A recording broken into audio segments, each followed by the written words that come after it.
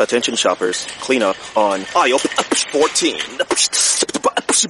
Clean up on aisle 14.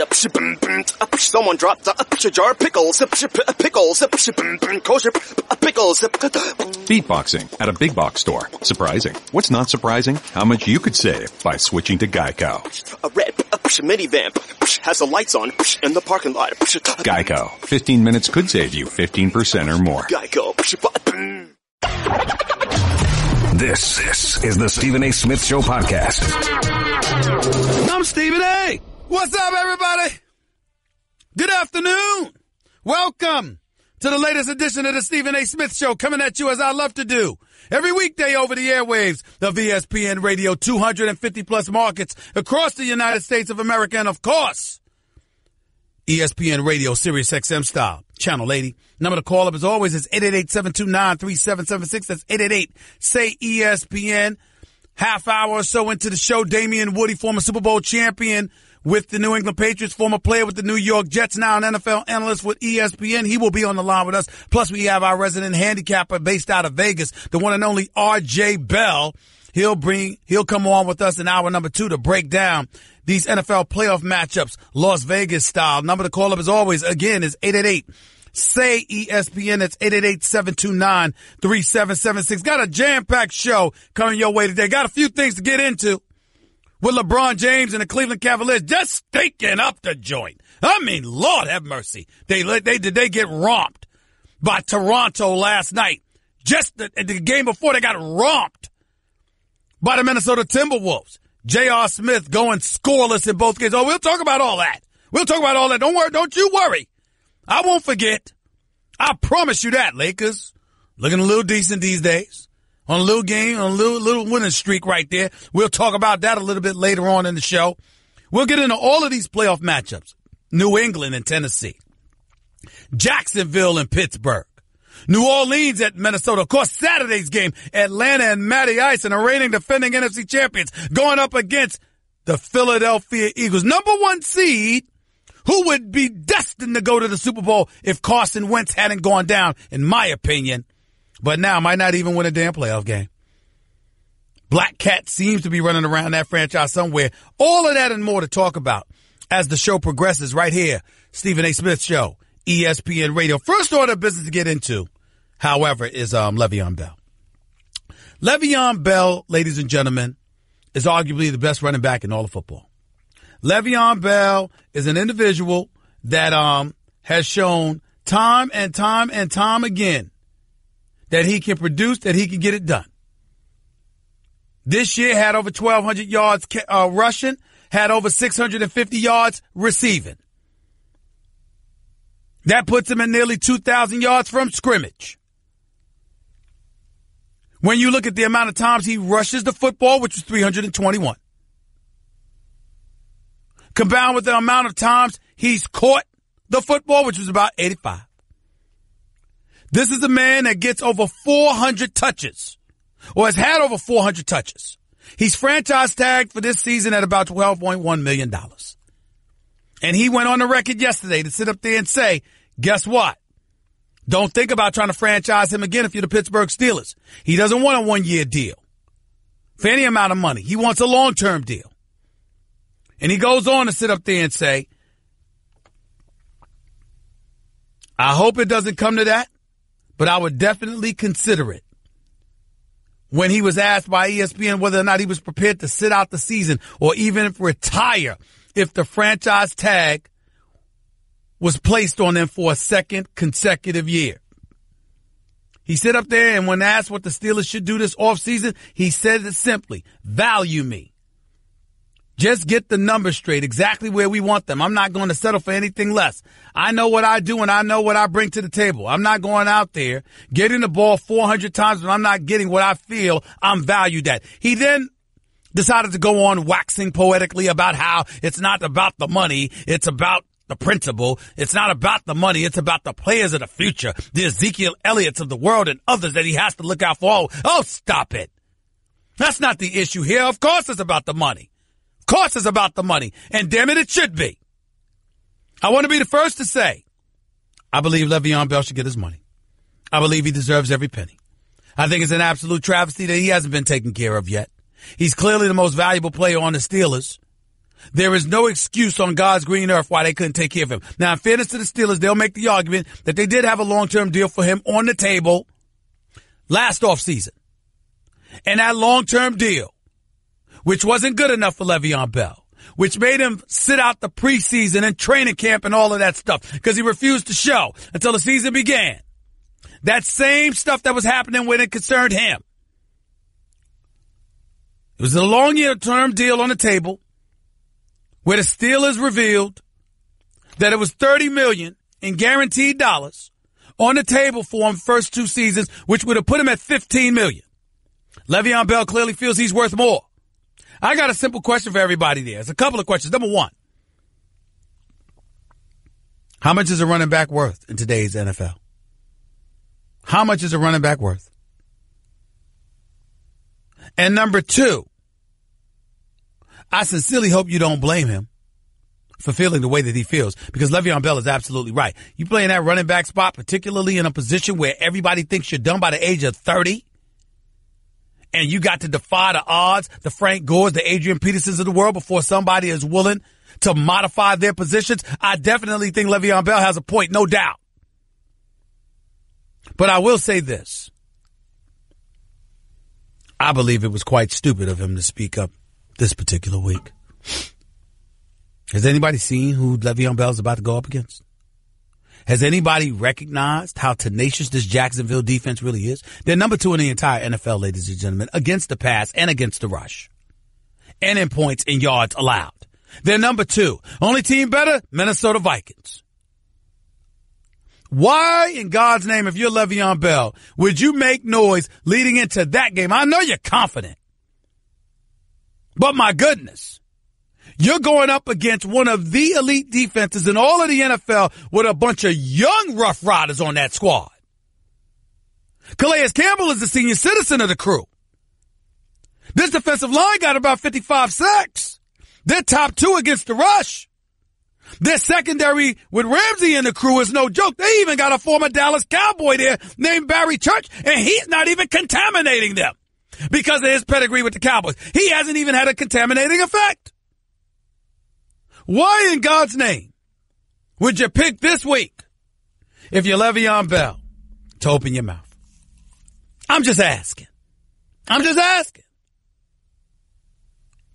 888-729-3776. That's 888-SAY-ESPN. That's the number to call up. That's what I'm wondering about. That's what has me a bit flummoxed. A bit perplexed, because obviously I'm a Steelers fan. I'm rooting for them. But do I fear the Jacksonville Jaguars a little bit? Defensively, hell yes, I do. I saw what they did to the Steelers October 8th.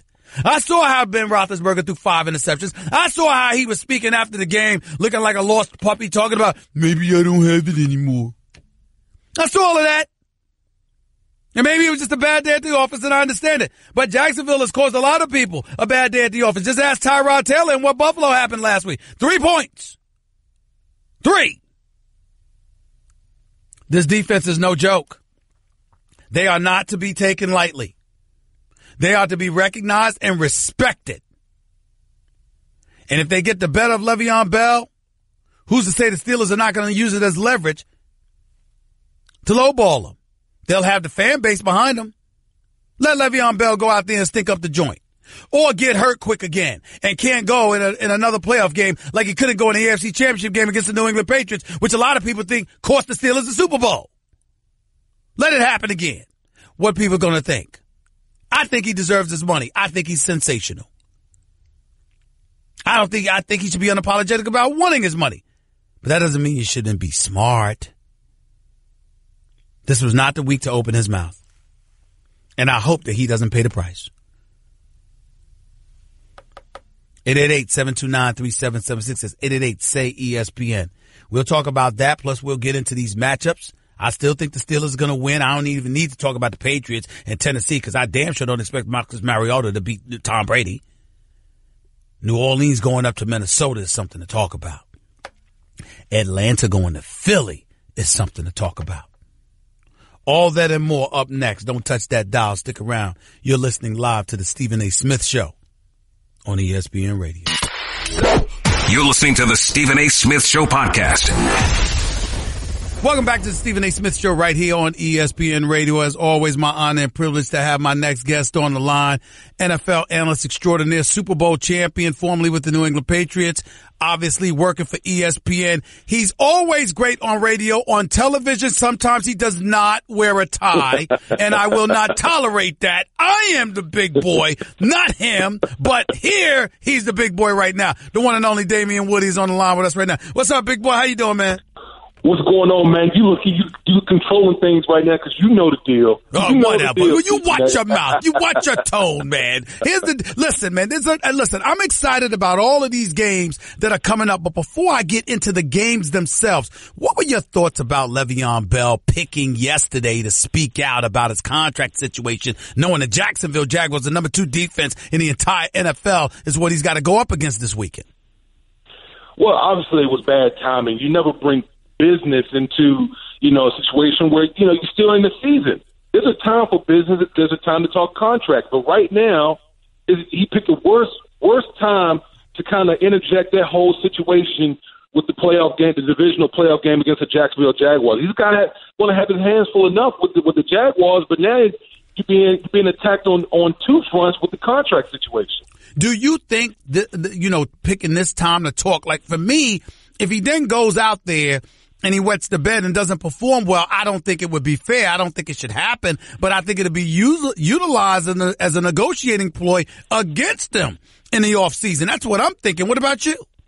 Oh, absolutely, absolutely. You go out there and wet the bed against the Jacksonville Jaguars in the divisional round. Obviously, that's going to be a lightning rod from not only management but fans alike. So again, like you said, he just picked a terrible time to be talking about contracts when you're trying to advance in the playoffs here. We're talking to Damien Woody with Stephen A. right here on the Stephen A. Smith Show, ESPN Radio. Let's get into before I get into something else in terms of the games on the field. Your thoughts about all the noise about the New England Patriots over the past week, the rift between Kraft and Brady and Bill Belichick. What were your thoughts about all of that as a person that won a championship with the Patriots? Well, listen, I'll say this. Our colleague Seth Wickersham does great work. There's no question about it. We know that the article is well written, well sourced, all those type of things. But here's what I would say, Stephen A. There's no organization in the National Football League that knows how to ignore the noise better than the New England Patriots. We've seen it before with Spygate, with Deflategate. All these different things come about, and you know what the Patriots keep doing? They just win. They win because you know why? They have one singular voice in Bill Belichick that knows how to get his guys focused on what's really important, and that's going out there and winning football games. And I don't anticipate anything different happening this time around either. Damien, when you won a championship with the New England Patriots, Tom Brady was your quarterback, Bill Belichick was your coach, Robert Kraft was your owner. Do you believe that Bill Belichick will be the coach of the New England Patriots next year like he said he would? Absolutely. Absolutely. I wholeheartedly feel that whole trio will be back next year. Listen, I've always said where there's smoke, there's fire. There's no question about that. You're talking about 3 men who are alphas that in that organization. And when you get alphas together, there's going to be some things that are unsettling. There's going to be some things that's done or said. But I think when the smoke clears and when everything settles, you'll see you'll see Bill Belichick, Tom Brady back in the mix in 2000, moving forward to next season. Let's go on the field, Damien Woody, and talk about some of these games here. First game to my mind, I'll get it right out the way. I don't see Tennessee having any kind of chance whatsoever against the New England Patriots. But if they're going to win this game, which we all believe they won't, what would Tennessee have to do in order to win this game at Foxborough? Number one thing you got to do. Coach Belichick used to preach this all the time.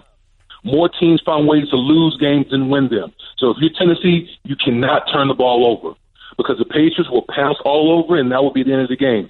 That's number one. Can't turn the ball over. Number two, you got to control the time of possession. Try to keep Tom Brady on the sideline. Run the football with Derrick Henry. They don't have, DeMarco Murray, unfortunately, but they do got a sledgehammer in the big boy Derrick Henry. Run the football. Control the clock. That is the only way that they're going to have a chance to beat New England in Foxborough. And one last point, score touchdowns. You can't get into the red zone and kick field goals. You got to when you get down there, got to get 7, not 3. Damien Woody right here with Stephen A. on ESPN Radio. Let's stay within the NFC with the Pittsburgh Steelers. They've got a game against the Jacksonville Jaguars. Jacksonville's defense is elite, and they've got youth at practically every position outside of Calais Campbell out there. Your thoughts on what this game, what's the key to this game, and who do you have winning? Okay, so here's the deal. Last time they played, Leonard Fournette ran wild. Fournette ran wild. 181 yards. 181 yards. 28 carries. That's right. He ran wild. So to the Pittsburgh Steelers, defensively going into this game, make Jacksonville one-dimensional. Blake Bortles' confidence is shot. Anyone who's watched Jacksonville the past couple of weeks, the guy, he just lost all his confidence. He had like a three-week window in the month of December where he looked really, really well. Past couple of weeks, not so much. So I'm stacking a box against Leonard Fournette, Chris Albert, and them boys, and I'm going to put the ball. I'm going to make Blake Bortles beat me, and I don't think he will against Big Ben in that offense. Big Ben talked about how this is maybe one of the best defenses he's ever gone against. He's been raving about the Jacksonville Jaguars. I remember speaking to Teddy Bruschi yesterday when he was talking about the New England Patriots and what their philosophy is and how Bill Belichick would say spray the perfume on an opponent to, just shower them with praise and all of that other stuff. Don't do anything to motivate them. You could make the argument that that's what Big Ben Roethlisberger is doing here, or you could recognize the fact that he threw 5 interceptions against them last October 8th. And ultimately talked about how he might not have it anymore after going up against them. And that you might use that as a rationale to say maybe he has some fear when it comes to this team. Which one do you think it is? Well, here's the difference, okay? When you look at Coach Belichick in New England and how they, quote unquote, spray the perfume, they do that. They do that with every opponent, whether it could be the Green Bay Packers or it could be the Cleveland Browns. Coach Belichick believes in, finding the best of any team, regardless of the record. So he doesn't give them bulletin board materials. Whereas when we're talking about the Jacksonville Jaguars, and in particular their defense, this is legit. This is, in my opinion, the best defense in the National Football League. They are elite on every level of that defense. They have speed. They have pass rushers galore that can get after the quarterback. And if the Pittsburgh Steelers don't stay ahead of the chains, and what I mean by that, they need to keep things in 3rd and 3, 3rd and 4. You get to 3rd and 8, 9, 10 plus, that's where the Jaguars excel because they got pass rushers. They've got 55 sacks this year. 55 sacks. Lord have mercy. Big Ben Roethlisberger, good luck on the kind of day you're hoping to have. I can tell you that. Let's transition to the NFC real quick. New Orleans is going to Minnesota. What do you make of this one? Well, man, this is going to be this is the best game this is the best game in my opinion. You're talking about Case Keenum. What a story you got in Case Keenum, who to me is like a dark horse type MVP. The way that Pat Sherman, the Minnesota Vikings offensive coordinator, has handled Case Keenum in that offense. So you got an elite Minnesota defense going up against that Drew Brees-led New Orleans offensive attack. Something's got to give here, Stephen A. One of the things got to give. And usually in the playoffs, a great defense will beat a great offense. So I think that's the matchup to watch in this game. Last game of the weekend. I mean, listen, you got Atlanta going up against Philadelphia, even though that game is before New Orleans, Minnesota, because you've got Atlanta going up against Philadelphia Saturday. They have Nick Foles, but as far as I'm concerned, that's what should give Atlanta the edge. Everybody's talking about Nick Foles having to perform against Atlanta's defense. What about Matt Ryan having to perform against the Eagles defense? I think Matt Ryan should have the edge here, but what are your thoughts? Well, listen, the Philadelphia Eagles defense, they're no slouch. They got some dogs up front that can get after the quarterback. Fletcher Cox and those boys, Brandon Graham, those boys can get after the passer. So Matt Ryan took a step backward this year, compared to last year. Their points per game is over 10 points less this year as opposed to last year. But I think if you're the Atlanta Falcons going against the Philadelphia Eagles defense, you got to rely on your two-headed monster in the backfield with Coleman and Devontae Freeman. Those two guys, ride those guys, because that's going to be the key in this game. Because if you got Matt Ryan dropping back a whole bunch of times, that front of the Philadelphia Eagles will be able to get after Matt Ryan. So bottom line is this. You've got who winning in the NFC, Philly or Atlanta? So I got Atlanta going on the road and getting the win in Philadelphia. You got New Orleans or Minnesota? Man. What's the hesitation? What's the hesitation, big boy? Don't try to get, wait a minute. Don't try to get on me too quick, man. I am going to get on you. Don't try to get on me too quick. I'm going to go with the New Orleans Saints with the road win in Minnesota. Okay. All right. I like that. I got both road teams getting the win this week. New England's an easy choice over Tennessee. We know where you're going to go with that. Pittsburgh, Jacksonville. Who you got? I'm going Pittsburgh. Blake Bortles is in the tank. I don't see the Jacksonville Jaguars rushing for that many yards against Pittsburgh again. They're going to put the ball in Blake Bortles' hands, and I don't think he gets it done against the Pittsburgh Steelers. You know, there's hope for you after all. You actually agree with me. That shows me that you are learning. You are listening, and you are learning. And I'm very, very proud of you. I'm schooling you, Steve. You're learning. Like I do every time on First Take. I'm schooling you. Oh, whatever. Good. Have a good weekend, Damien Woody. Have a good weekend. All right, man. Enjoy the game, right, big baby. boy. No doubt. You all too. Right now. Damien Woody, NFL analyst extraordinaire for ESPN, right here with Stephen A. on ESPN Radio. This is the Stephen A. Smith Show podcast. I'm Stephen A. Good afternoon, everybody. Welcome to hour number 2 of the Stephen A. Smith Show, here with you for the next hour over the airways of ESPN Radio. Number to call up as always is 888-729-3776. That's 888-SAY-ESPN. ESPN Radio is presented by Progressive's Home Insurance. Get your quote at Progressive.com today. We'll continue talking about these NFL players, talking about Le'Veon Bell.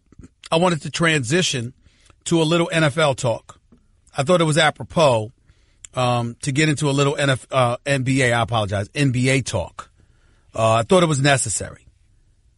After seeing what I saw last night, after watching what I watched last night, after watching LeBron James and the Cleveland Cavaliers stink up the joint last night, along with hearing what Greg Popovich had to say about LeVar Ball last night, I felt compelled to include NBA banter on my talk, on my radio show, leading into week 2 of NFL playoff weekend.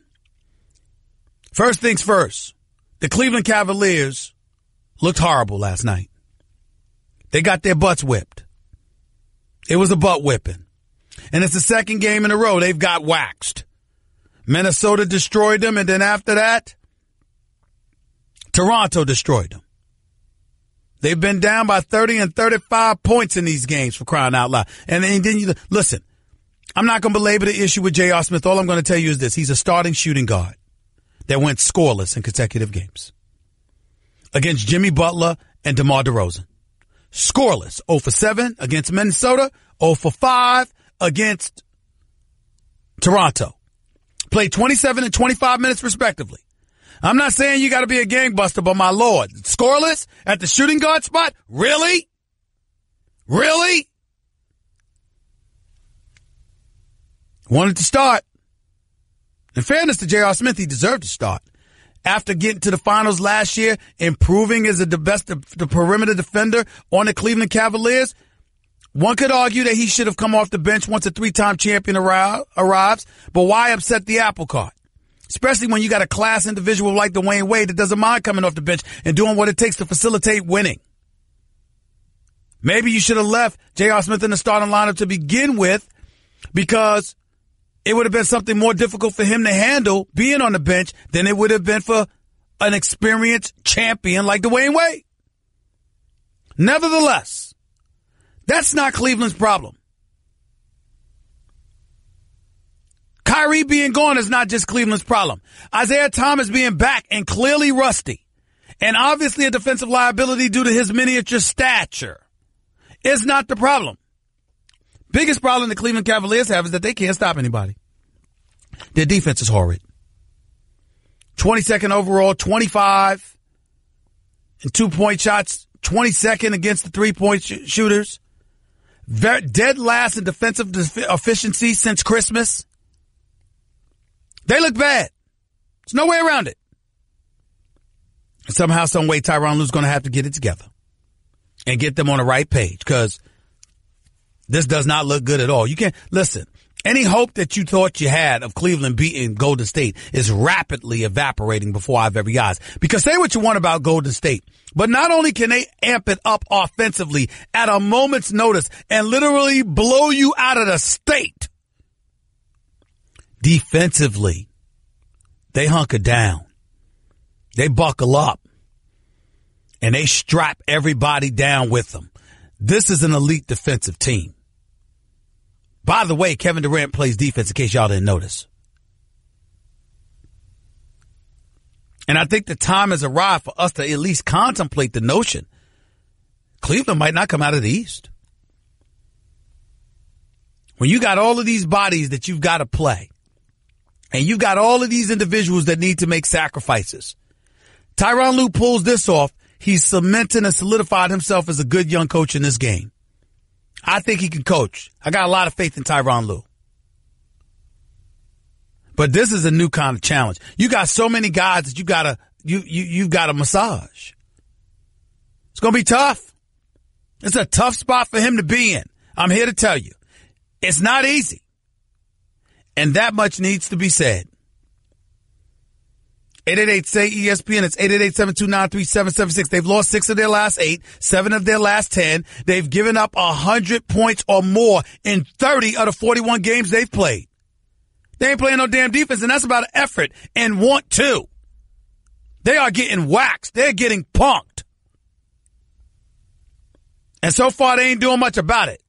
Somebody needed to say it. I'm saying it. And by the way, my rant about the Washington Wizards yesterday, it's not because I don't believe in the Washington Wizards. It's because I do. And I'm tired of them disappointing me. I think Bradley Beal and John Wall are all-star caliber players. Together, I think they could be an elite backcourt. But something's not right with those two. I'm talking about as a tandem. Something's not right. They're not in sync. You know, maybe the way Isaiah and Joe Dumars and all of that stuff was, maybe that's a bit too lofty of a comparison to make. But I'm just saying to y'all, personality-wise, something ain't right there. And that's why I brought it up. I believe in them. And I want to be in Chocolate City for the playoffs. And I got some serious questions about what I'm seeing. It's just that simple. 888-729-3776, 888-SAY-ESPN. That's the number to call up. The other story that I wanted to point to before we got back to the NFL. Greg Popovich spoke to the media last night. And as the article reads, several prominent NBA coaches voiced support for Lakers head coach Luke Walton this week, but none spoke as forcefully against his chief antagonist, LaVar Ball, as Greg Popovich did on Thursday. 5-time championship coach for the San Antonio Spurs had this to say, quote, I think the first thing to look at is the substance and gravitas of the source that speaks. Popovich said before the Spurs lost to the Lakers last night. And just stopping at that point would tell you don't need to listen or go any further.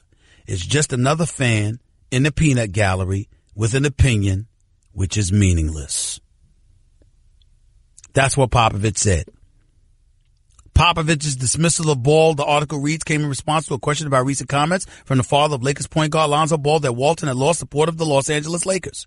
Even if that were true, the second-year Lakers coach certainly has the support of Popovich, the dean of NBA coaches. In his 22nd season at the helm for the Spurs, Popovich pointed to Walton's pedigree as the son of Hall of Famer Bill Walton. Quote, Luke has been schooled in this game since he was a little kid. He doesn't even know what he knows, probably, just by osmosis. Whether it was living at home or in school, as a player, he's had tremendous experience. As a player, he wasn't the best athlete in the world, but those are the guys that sometimes understand the game better. It comes a little tougher. They understand what wins and loses, what they have to do to get an advantage, and really understand the game, which he does. He added that Walton inherently understands the game of basketball. Right? Popovich goes on to say Walton is way more than ready to handle this situation.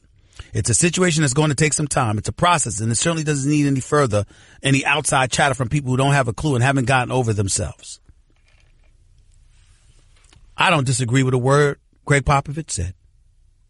He's absolutely right. I think Luke Walton deserves the benefit of the doubt. I'm a fan of Luke Walton's. And I love his father, who I used to work with right here at ESPN. Bill Walton's a good man. As kind and as gentle as they come. And by the way, he's one of the greatest big men that ever played the game of basketball, won a championship in Portland, won another championship with the Boston Celtics. And if it hadn't been for his perpetual foot injuries, would have easily gone down. He's one of the top 3 centers in the history of basketball. And the man knows the game. And is quite candid in terms of how he speaks. So if he's candid with us, you know he's candid with his son. And Luke Walton is somebody that I've got a lot of faith in. And I like what I see from the young, talented Lakers squad. They just need 3-point shooting, which Magic Johnson and Rob Pelinka have to get. And by the way, speaking of Magic Johnson, when I was joking about Kevin Durant yesterday, but talking about how Kevin Durant as a talent was better than Magic Johnson, he wasn't the leader and the champion that Magic Johnson was. But if he ultimately became a champion like that, from a skill perspective, Magic wasn't on his level. My man Snoop Dogg actually got at me on Twitter. And then he and I spoke and laughed about it last night. It's my brother. I love him. But he had to get at me because I dared say something about Earvin Magic Johnson, who I love too. But getting back to Popovich and LeVar Ball, Popovich is right in what he says. He's absolutely correct. And it's wrong for LeVar Ball to take the actions that he took, which I've openly concurred. But I will say this. I wish I'd heard as much noise when David Fizdale got fired from Memphis. Would have been nice. I wish there would have been more introspection in defense of Earl, coach in Phoenix that lost his job. That would have been nice. Don't get me started on how I feel about Mark Jackson and how quiet the coaches throughout the league were when he put the wheels in motion and Golden State decided to go in a different direction. But in fairness to all of those guys, that's not the same as a father speaking out against an organization he's not a part of. But I just thought it would be nice to point those things out. 888-SAY-ESPN. That's 888-729-3776. Our resident handicapper out of Las Vegas, the one and only RJ Bell. He's up next live with Stephen A. on ESPN Radio. You're listening to the Stephen A. Smith Show podcast. Always my honor and privilege to have my next guest on the line, our resident handicapper based out of Vegas, founder for pregame.com, an official odds maker for the Associated Press. His Twitter handle is at RJ in Vegas. I'm talking about the one and only RJ Bell, who's usually with us on a weekly basis. So it's no surprise that he's here right now going into week 2 of the NFL playoff weekend. What's up, buddy? How you doing? Hey, Stephen, big weekend coming up. Yes, it is. By the way, before we get into any of these games and having you handicap them for us, highlight this for me. You sent me a quarterback experience disparity. Matt Ryan, Tom Brady, Big Ben, Drew Brees compared to Nick Foles, Marcus Mariota, Blake Bortles, Case Keenum. Ever recall going into a playoff weekend with this big of a disparity practically in every game? Not even close. And really, it's every game, right? Think about it. Is the closest one is Matt Ryan with 9 games and 19 touchdowns, and Nick Foles has 1 game and 2 touchdowns. That's an 8-game disparity, and Tom Brady has 34 games versus 1. Big Ben has 20 games versus 1 for Bortles, and Breeze has 12 games versus 0. So if you add it up, it's 75 games for the experienced quarterbacks in the playoffs, 3 games for the inexperienced quarterbacks. And 133 touchdowns for the experienced quarterbacks against 5 for the inexperienced ones. Man, oh man, and only Case Keenum is favored. So the 3 experienced quarterbacks are favored, but Minnesota with the inexperienced quarterback favored over Drew Brees. Are you guys in Vegas doing odds on who's going to be the next head coach at various franchises? You know, Vegas doesn't typically do that, but the online books do. Because Vegas, there's more regulation, but online it's like the Wild West. So they'll have odds on anything. RJ Bell right here with Stephen A. on ESPN Radio. Let's get into this game. Atlanta Falcons favored by 3 at the Philadelphia Eagles. Explain that one. Now, this is my best bet. I like the Eagles here. Now, imagine if Philadelphia had Wentz, they'd be between a 6 and 7 point favorite over the Falcons. Now, Atlanta is a 3-point favorite. So you do the math, it's a 10-point adjustment from Wentz to Nick Foles. Now, let me ask you, Steven, entering this season, would you have said Nick Foles is one of the 5 best backup quarterbacks? No. No. I would not have said that. Wow, a guy that had a 20. I didn't even think about it. I know he had 27 touchdowns and 2 interceptions 1 year for the Philadelphia Eagles under Chip Kelly, but ever since then, he fell off the map. I wouldn't have said that. I wouldn't have thought about him, actually. Maybe I would have been wrong, but I wouldn't have thought about it. I think there's not many backups you think about, right? So okay. I think most people would have said Foles was an elite backup, and if you think about it, Wentz obviously was an elite starter, but the idea of that drop being so significant, it really speaks to the public falling in love with Atlanta because they look so good against the Rams team and them not wanting any piece of Foles. And as we talk about, those unpopular teams are usually the teams that offer value.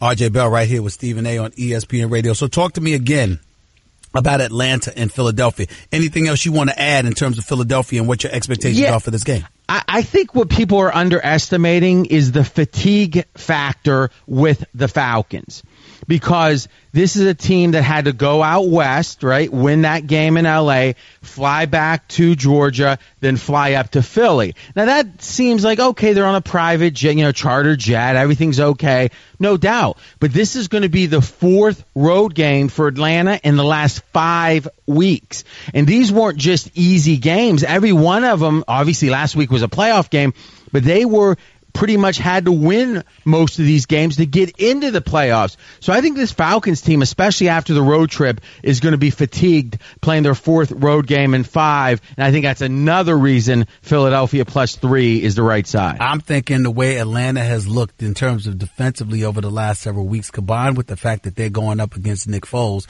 I think it's a big plus, that Atlanta defense. And offensively, I'm sick and tired of Matt Ryan deferring to Steve Sarkisian. I know he's the offensive coordinator, but he's a first-year guy at that position. And Matt Ryan in his 10th season, I see no reason why he can't audible. I see no reason why he can't take control of this offense, particularly considering the fact that last year's offense worked better than this year's offense, and you have the same exact personnel to work with. No, I agree. Sarkisian's been a big question mark as the OC for the Falcons. And remember, last week against, as many call him, the boy genius, McVay, it all went Atlanta's way. So there really, turnovers, etc. There really wasn't a lot of pressure on Sarkisian to call a great game. Now he's going up against maybe the best defense in the NFL, the Eagles. They're certainly in the top 2 or 3, and Schwartz as their defensive coordinator. Now, people remember him as a head coach that was unsuccessful, but he is an elite defensive coordinator. And if I can have Schwartz versus Sarkisian, I want Schwartz. New England Patriots favored by 13.5 hosting Tennessee. Believe it or not, I don't think that's too high. No, I'll be honest with you. At 14, I probably lean Titans. At 13.5, I probably lean New England. That's how important the number 14 is, because so many games fall with a 2-touchdown victory. By the way, through the regular season, you know this, I hardly ever will lay double digits in the NFL, but in the playoffs, it's a little bit different, because in the playoffs, the favorite team is always going to be focused. During the regular season, there's a chance that big favorite is looking ahead to the next week, not in the playoffs, and that leads to the stat. 7 straight double-digit favorites have covered in the NFL playoffs. This would be an 8th with New England. Let me ask you a question. Sure. People I respect think Tom Brady at the end of these seasons, and as older quarterbacks, as they reach game 17, 18, there's been a significant drop-off. Do you think Brady's age combined with how deep into the season we are has Brady being less of a quarterback than he was 4 months ago? I do not. I think that ultimately not having Edelman catches up with you. Gronk missing the game catches up with you. I think weather conditions ultimately affects you as well, because it was freezing out there for 1 or 2 of those games. I don't believe that. I want to see what he does in these playoffs before I jump to such a notion. But I will tell you this. If somehow, some way, Max Kellerman ends up being right and Brady suddenly falls off of a cliff and looks like a shell of himself, boy, the New England Patriots are going to look bad for trading Garoppolo. That I will admit. That brings up another point. If we were starting next season, right, so next September, is where would you put Brady 1 to 32 in the NFL as quarterbacks, and where would you put Garoppolo? 2 or 3. 2 or 3. So Brady 2 or 3, and where's Garoppolo? Garoppolo will be low. I don't know how much lower, but I wouldn't put Brady ahead of Aaron Rodgers, and I wouldn't put Garoppolo ahead of I wouldn't put Garoppolo ahead of Breeze. I wouldn't put him ahead of Aaron Rodgers. I wouldn't put him ahead of Tom Brady. I wouldn't put him ahead of Carson Wentz. I agree, but let's just say Garoppolo's 8th even, Okay. and Brady's 3rd. You got to wonder and I get there's emotional and loyalty and all those questions we can debate with the Patriots, but it strikes me that this next year they're going to be fairly close, and I guess we both would agree if we had to guess the next season, right, the 2019 season, wouldn't you guess that Garoppolo's ahead of Brady? In the next 2 years? Yeah, let's say the start of not next year, but the year after. We shall see. Garoppolo's being coached by Shanahan, who's a pretty good, but he's the same Shanahan that was the offensive coordinator when they had a 28-3 lead against New England and blew it. No, he's I that know. same guy. So all I'm saying is that one would surmise that Garoppolo will probably be better because he's younger and he's just getting started. The flip side to it is that we don't know yet because of who he's being coached by. Well, which I think brings up the general point with the people mad about the Garoppolo trade is you could make the clear case Brady's going to be better next year. It'd be hard to make the case he's going to be better the year after, in my opinion. That's true. So I agree. it really says, hey, you got 1 year that the older guy's a little better, and then the rest of the time it's advantage Garoppolo. Yeah, I got you. RJ Bell right here with Stephen A. and ESPN Radio. Real quick because you got to get on out of here, RJ. Pittsburgh Steelers favored by 7.5 hosting Jacksonville. Here's the trend of the week. If a team plays and one team beats the other by 20-plus points, like Jacksonville did, then they meet in the playoffs. The team that dominated the earlier matchup is 14-2 straight up. So Jacksonville dominated the earlier matchup. They are in that 14-2 straight up spot, but they're getting 7.5 points. So I don't like Bortles. I especially don't like Bortles thrown from behind. But if you think Jacksonville can get a lead and grind it out, I think Jacksonville has the value here, and I would even look at them on the money line. If you bet Jacksonville to win the game, 100 wins you 300, 3-1 payoff on that underdog. Minnesota favored by 4 hosting New Orleans Saints. To me, the game of the week, and here's the question that decides which side you're going to pick in this game. Is Case Keenum's season this year his true level of play? No! Absolutely not. Then when's it going to be exposed? This weekend. All I'm right. going with the Saints. And if you think that's the case, I think that's absolutely the way to go. Some people are thinking he's reached a new level, and this is the truth for him now. He has played exceptionally well. Second best QBR in the NFL, ESPN's QBR rating, second best in the NFL. Last stat here, and this is amazing. So Sean Payton won a playoff game last weekend, right? Mm-hmm. Coach Zimmer has not been on a staff that won a playoff game for 21 years. Really? 1996. He's been on 20 straight staffs that's completed a season. He's coached every year in the NFL. He made the playoffs 10 times, Coach Zimmer, 0-10 straight up in those games. So he's never even won a playoff game. No, he won one with the Cowboys in 96. Right. But he hasn't won one since. Nope. 20 straight years in the business. That's tough. I think he's one of the top 5 coaches in the NFL. Yeah, but that's bad. That's bad, though. True. That's bad. Appreciate it, RJ. Thanks so much, buddy. Thanks, Steve. Take it easy. RJ Bell, founder for pregame.com, official odds maker for the Associated Press, and obviously he's got that Twitter handle at